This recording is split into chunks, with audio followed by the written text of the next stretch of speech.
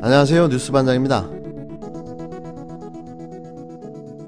지난 4월 29일 정경심 교수에 대한 11차 공판이 있었습니다. 이날 참고인으로 출석한 단국대 장영표 교수의 충격적인 폭로가 잇따랐는데요. 검찰의 억지 기소와 짜맞추기 수사에 대한 정황들이 적나라하게 드러나는 순간이었습니다. 하지만 대한민국 공중파를 비롯한 언론들은 모두 다 침묵하고 말았는데요. 대체 언제까지 검찰의 눈치를 보며 이렇게 몸살이기를 해야 하는지 의문입니다. 참고인이 하지도 않은 말을 검찰이 진술조서에 마음대로 적어 넣었다는 주장이 정경심 교수 재판에서 나왔습니다. 심지어 검찰이 원하는 답이 나오지 않으면 대여섯 시간 같은 질문을 반복하면서 입씨름을 벌이기도 했다는 폭로까지 나왔는데요. 정경심 동양대 교수의 재판의 증인으로 나온 단국대 의대 장영표 교수는 법정에서 검찰 조서 내용 중 상당 부분을 부인하면서 내가 하지도 않은 말이 적혀 있었다거나 원하는 답이 나오지 않으면 나올 때까지 검찰이 입씨름을 걸어왔다고 폭로했습니다. 장 교수는 이날 변호인의 반대 신문 과정에서 작심이라도 한 듯 검찰 수사 당시 상황을 폭로했는데요. 장 교수는 검찰이 원하는 답이 안 나오면 나올 때까지 대여섯 시간 조사를 계속하면서 자신을 괴롭혔다면서 결국 견디다 못해 검찰이 원하는 답을 해줄 수밖에 없었다고 말했습니다. 장 교수의 이런 발언이 나온 것은 조국 전 법무부 장관 딸 조 씨의 체험활동 등의 결과물을 논문으로 만들 수 있겠냐는 전화가 온 적이 있다는 부분에서 시작됐는데요. 검찰은 이 전화의 발신지가 정경심 교수였다고 주장한 반면 장 교수는 정 교수는 분명히 아니었을 뿐만 아니라 정확히 어떤 사람이 전화했는지 알 수 없다고 주장해왔습니다. 하지만 검찰은 장 교수에게 정경심이 전화했다고 진술하라며 몇 시간 동안 같은 질문을 반복했고 결국 원하는 대로 진술서를 써줄 수밖에 없었다는 것이었는데요. 법정에서 정경심 변호인 측과 장 교수 간 오간 대화를 정리하면 이렇습니다. 장 교수, 요점만 이야기하겠습니다. 김모 검사님과 이야기할 때 그런 일 없었다고 이야기한 걸로 기억합니다. 제가 똑같이 이야기했습니다. 그런 일 없었다고 이야기 말입니다. 10년 전 일을 어떻게 특정인을 지정합니까? 지정한 적 없습니다. 그랬더니 어떤 일이 생겼습니까? 계속 논쟁하고 그랬더니 변호사랑 나갔다 오라고 하더라고요. 그래서 변호사랑 한참 논쟁한 뒤 그냥 넘어가기로 했습니다. 정경심 변호인, 조서에 이렇게 기재되어 있는데 또 문제 제기하면 불편할 것 같아 넘어갔다는 겁니까? 장 교수, 제가 맨날 12시에 끝나는데 이걸로 대여섯 시간 싸워야 합니까? 결국 정 교수가 딸 조 씨의 논문을 만들어 달라고 부탁했다는 검찰의 기소는 처음부터 엉터리였을 뿐만 아니라 참고인을 괴롭혀 얻어낸 허위 진술이었던 건데요. 이날 재판에서 여러 차례 장 교수는 정 교수와 직접적인 대화를 한 적이 없다고 설명했습니다. 조 씨가 고등학생이었으니 부모님께 확인받고 오라는 정도의 말일 뿐 그 이상은 아무것도 없다는 증언이었는데요. 이는 검찰 조서에 적힌 내용과는 완전히 배치되는 증언인 겁니다. 이에 재판부는 진술이 왜 바뀌었는지 직접 신문에 나서기도 했는데요.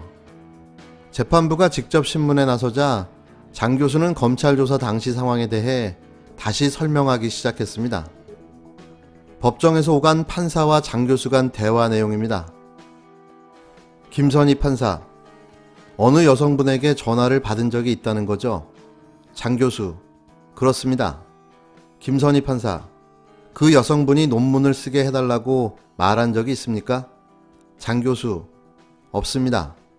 김선희 판사, 한 학부형의 결과물, 논문까지 부탁하였는데 이렇게 검찰이 말한 건 맞습니까? 장 교수, 저는 그렇게 이야기한 적이 없습니다. 김선희 판사, 논문까지 해달라 부탁받은 적이 없다는 거죠? 그러면 전화를 받은 건 맞습니까? 장 교수, 제 기억엔 학생들이 오기 전에 전화를 받습니다. 학교에서 전화했다고 지금도 생각합니다. 학생을 멀리까지 보내는데 학교에서 전화를 하는 건 당연하다고 생각합니다. 그래서 전화하신 분들한테 내 개인 프로그램을 하자고 말하고 결과물 이야기는 확실치 않습니다. 그런데 여러 정황을 봐서는 했을 것 같습니다. 그런데 그 이야기는 논문을 이야기하는 건 아니고 학생이 이런 데 와서 인턴하는데 좋은 결과 나왔으면 좋겠다, 이 정도로 이야기한 걸로 기억합니다. 제가 하는 실험이 결과가 나올지 알 수 없는 상황에서 제가 누구한테 개런티합니까? 제가 바보입니까? 김선희 판사, 결국 증인은 학부형 말한 적 없고 논문 말한 적 없는데 저렇게 적혀 있다는 건가요? 장 교수, 그렇습니다. 김선희 판사, 검찰이 임의로 학부형 논문이란 말을 적었단 말입니까? 장 교수, 그렇습니다. 좀 더 부연하자면 남자냐 여자냐고 물었고 여자로 기억한다고 하니 그러면 디렉터냐라고 검사가 묻길래 난 모른다고 했을 뿐인데 그럼 여자면 정경심 뿐이겠네라고 해서 이렇게 된 겁니다.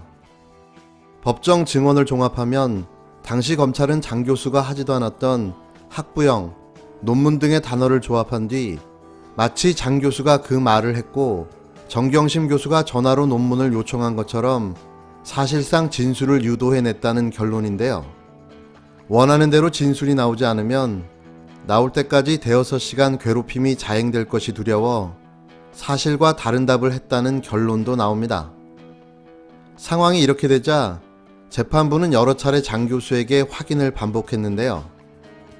검사가 진술조서를 임의로 작성했다는 것은 심각한 상황입니다. 하지만 장 교수는 일관되게 검찰이 임의로 작성했다는 입장을 고수했습니다. 법정에서 오간 판사와 장 교수 간 대화 내용입니다. 권성수 판사, 그럼 조 씨 면담할 때 논문까지 써보겠느냐, 이런 이야기 한 건 맞습니까? 장 교수, 확실치 않습니다. 결과물 이야기는 했는데 조사받을 때 거기 수사관이 연구해서 결과물이면 논문이지 뭐야 라고 하더라고요. 권성수 판사, 그러면 조 씨에게 결과물 써볼래 이렇게 이야기한 건 맞습니까? 장 교수, 그건 그런 것 같습니다. 이 같은 장 교수의 발언이 나오자 변호인도 질문을 쏟아냈는데요. 조사 당시 어떤 종류든 압박이 있었는지 여부를 확인하고자 한 겁니다. 장 교수는 우리 가족 다 합치면 11번 조사를 받았다고 설명하며 자신의 경우 몇 번인지 특정할 수는 없지만 야간 조사를 받기도 했다고 밝혔는데요.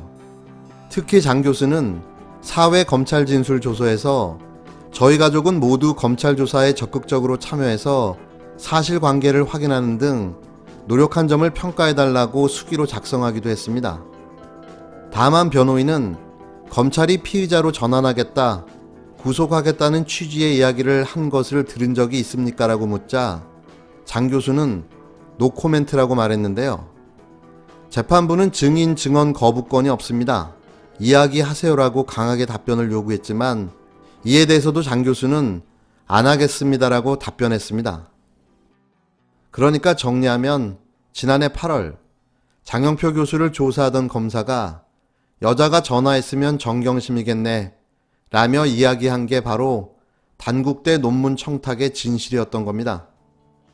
장영표 교수는 검찰에서 자신에게 인턴을 청탁한 것은 분명 정 교수가 아니었고 전화한 사람이 누군지 모른다고 진술했는데요.